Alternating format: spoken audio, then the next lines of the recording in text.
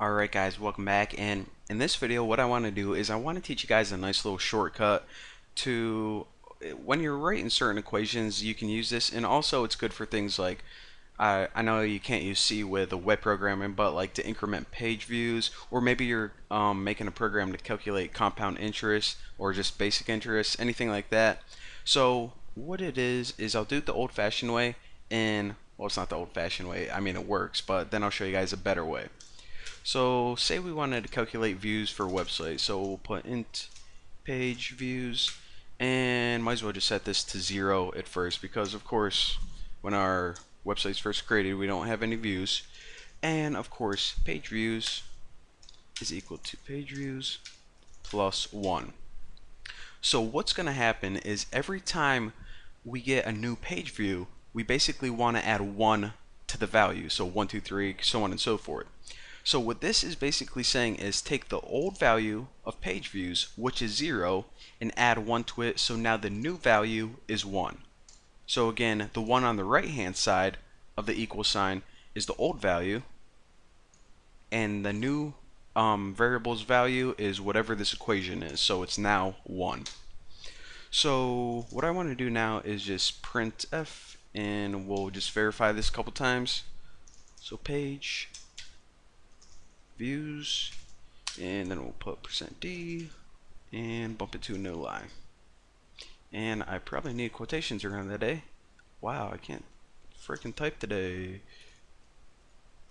Alright, and of course for %d, what do we want to use? Page views. And actually I'll copy this a few times, so it's actually not stupid.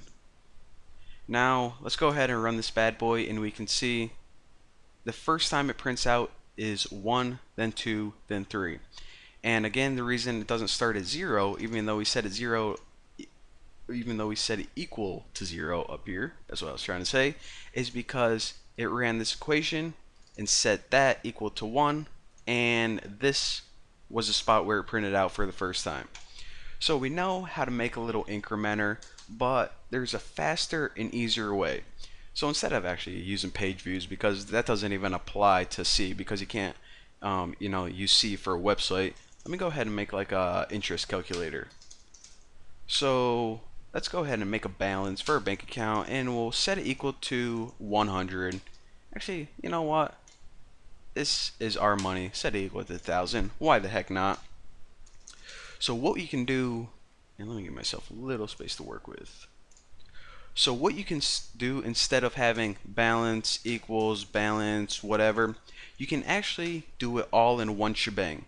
So if you hit the asterisk, which of course is multiply, and hit the equal sign, then what this is saying is, well, actually I'll type in the equivalent line of code. Equals balance times 1.1. So this is pretty much a shorthand way of writing this.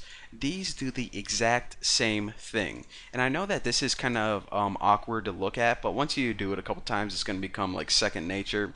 So basically, like I said, this is taking the old balance, multiplying it by 1.1, and then returning that new value in the variable. So now we can just go ahead and print, let me steal this from up here. I'll put balance is %f, and of course that's the balance. So if we wanted to make a program, like I said, to calculate if we had $1,000, and we'll say that I don't know, every time we print this out it's like 1 year or something. So after 3 years, what would our balance be? Anyone want to guess? Too bad, gonna run it. So alright, so after the first year, how much interest did you earn? $100. After the second year, our total amount is 1,210, and after the third year, 1,331. We are becoming rich. How freaking awesome is that? So again, that is a quicker way to do it, and eventually when I talk to you guys about these things called loops, they're pretty cool. I'll show you guys an even faster way to do this. So our skills are just getting more and more efficient, but for now I think you guys need a break. So I'm gonna go ahead and feed Pussycat another bagel, and I'll see you guys in the next tutorial.